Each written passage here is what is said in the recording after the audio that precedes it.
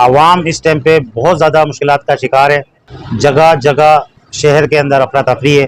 लोगों के पहले ही रोज़गारों का प्रॉब्लम था, वसाइल नहीं थे, रोज़गार नहीं था। अब मौजूदा जो सूरत हाल है, इमरान खान की गिरफ्तारी के बाद बहुत ज़्यादा संगीन सूरत हाल है। इस टाइम पे गरीब आवाम देखा जाए तो और मज़ीद जो है वो तकलीफ़ के अंदर है। कारोबारी तबका उससे ज़्यादा तकलीफ़ के अंदर है।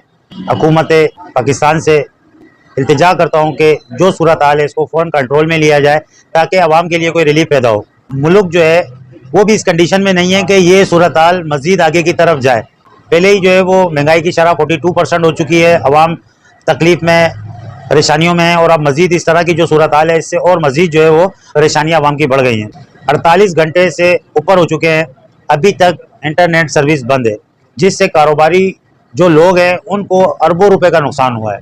ज़्यादातर कारोबार इस टाइम पे नेट पे ही हो रहा है, इंटरनेट से चल रहा है। तो इस टाइम पे बहुत ज़्यादा लोग जो है वो इससे डिस्टर्ब हो गए कारोबारी, और वैसे भी लोग जो है घरेलू लोग और तमाम लोग इस चीज़ से डिस्टर्ब हैं कि ये नेट सर्विस को क्यों बंद किया गया है। इसको भी फ़ौरन बहाल किया जाए ताकि कारोबारी लोग और शहरी आवाम भी जो है वो इस चीज़ से सुकून में आए। गुज़िश्ता दिनों जो पाक फ़ौज के साथ आवाम ने किया, ये सरासर गलत है। पाक फ़ौज हमारी शान है, हमारी आन है, हमारा फ़ख्र है। माजी में जो पाक फ़ौज ने पाकिस्तान के लिए कुर्बानियाँ दी हैं वो हमारे लिए बहुत बड़ी कुर्बानियाँ। उन्होंने अपने जानों का नजराना दिया, नौजवानों ने शहादत हासिल की, और कभी भी पाकिस्तान के ऊपर कोई भी तकलीफ आई है उसके अंदर पाक फ़ौज के नौजवान शाना बशाना आवाम के साथ है। ये मैं कहता हूँ जब से पाकिस्तान बना ये पहली दफ़ा ऐसा हुआ कि पाक फ़ौज की जगह उनकी छावनियों में जाके, अफसरानों के घरों में जाके जो है वो तोड़ फोड़ की गई है, अमलाक को नुकसान पहुँचाया गया है। ये सानिया वाकई जो है वो गलत हुआ, जो भी हुआ ये गलत हुआ। इसकी मैं पुरजोर पाक अमन वेलफेयर इसकी मजम्मत करती है और खुदा से दुआ भी करती है कि आइंदा जो है वो इस तरह का अल्लाह ताला कोई ऐसा सानिया ना करे। और गुज़िश्ता दिनों जो रूस से पेट्रोल पाकिस्तान के अंदर दरामद किया गया है, रूस ने जो पाकिस्तान को जो पाकिस्तानी हुकूमत को जो तेल दिया, पेट्रोल दिया है, वो इंतहाई सस्ता था। उस सस्ते तेल की वजह से पाकिस्तान के पेट्रोल की जो कीमत है वो काफ़ी जो है वो नीचे आनी चाहिए, जबकि वही कीमत चल रही है। जो कीमत बढ़ गई है वो कीमत वहीं पर ही है, उसमें कोई फ़र्क नहीं आ रहा है। पाकिस्तानी हुकूमत को रिलीफ मिल रहा है तो ये रिलीफ सिर्फ हुकूमत तक नहीं होना चाहिए, आवाम को भी मिलना चाहिए। आवाम रिलीफ के लिए तरस रही है कई दिनों से। Sarjani town, Lyari express way, खुदा की बस्ती और इसके मज़ाफ़ाती जो इलाके हैं, इन इलाकों के अंदर 14-14 घंटे की लोड शेडिंग, इतनी गर्मी पड़ रही है, गर्मी की इंतहा है, हाफ हुआ है, उसके बावजूद 14 घंटे की लोड शेडिंग। इतनी लोड शेडिंग के बाद बिजली के बिल मजीद बढ़ बढ़ के आ रहे हैं।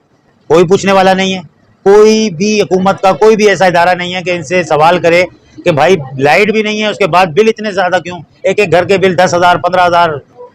कमर्शियल नहीं है, ये रेजिडेंशियल घर है, कोई उस पर कारोबार नहीं हो रहा है। नहीं भरोगे तो लाइट काट दी जाएगी, नहीं भरोगे तो आपका मकान डिफाल्टर हो रहा है। तो मैं के इलेक्ट्रिक से रिक्वेस्ट करता हूँ कि भाई ये बेचारे गर्मी के अंदर जो बूढ़े लोग हैं, बच्चे हैं, बीमार हैं, पेशेंट है, उन लोगों पे तरस आए, उनकी बदवाओं से बचें, क्योंकि लाजमी है जब भी लाइट जाती है तो वो आपके लिए कोई दुआ नहीं करते हैं।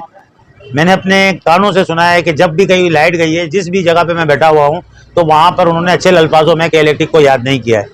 अब ये लाइट आती कम है और जाती ज़्यादा है। भाई के इलेक्ट्रिक वाले थोड़ा सा इस चीज़ के ऊपर तवज्जो दें कि इस गर्मी में, इस हब्स के मौसम में बीमारों पे, इन बुजुर्गों पे, बच्चों पे रहम खाएं। प्रॉपर तौर के ऊपर जो लोड शेडिंग टाइमिंग की है वही बहुत है, मज़ीद लोड शेडिंग ना करें। अल्हम्दुलिल्लाह आज बरोज़ जुमेरात पाक अमन वेलफेयर का जो CMT का छोटी सी फैक्ट्री का काम था वो पाया तकमील तक पहुँचा है। उसकी आज जो है वो अल्लाह के फजल करम से छत जो है वो डल गई है। उस रब का मैं बहुत शुक्र अदा करता हूँ। छत डलने का मकसद ये है कि इस प्लेटफार्म से सैकड़ों लोगों को रोज़गार मैसर मिलेगा। इधर बाकायदा मैं CMT चलाऊँगा।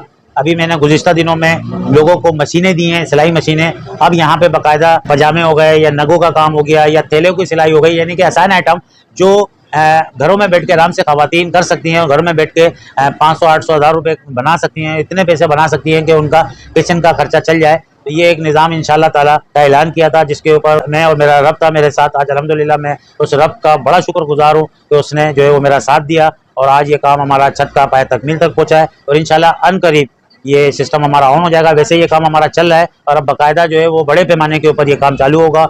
और इसके फ़ौरन बाद मेरा ऐलान था कि पाक अमन एकेडमी स्कूल का, तो ये भी इंशाल्लाह इसी के साथ मैं फ़ौरन शुरू कर रहा हूँ। इसके अंदर सिलाई सेंटर, कढ़ाई सेंटर, कोचिंग, इंग्लिश लैंग्वेज और बच्चों का मैट्रिक तक का स्कूल, और जिसकी जो हैसियत है उस हिसाब से वो फीस देगा, कोई फीस भी मुकर्रर नहीं है। और अगर कोई ज़्यादा ही गरीब है तो उसको फीस हमारी तरफ से बिल्कुल फ्री है। आज अगर इस प्लेटफॉर्म से लोग पढ़ के, स्कूल से पढ़ के निकलेंगे तो इंशाल्लाह मुझे उम्मीद है कि पाकिस्तान का पूरी दुनिया में नाम रोशन करेंगे। पाकिस्तान जिंदाबाद और पाक फौज पाइंदाबाद। अस्सलाम वालेकुम रहमतुल्लाह।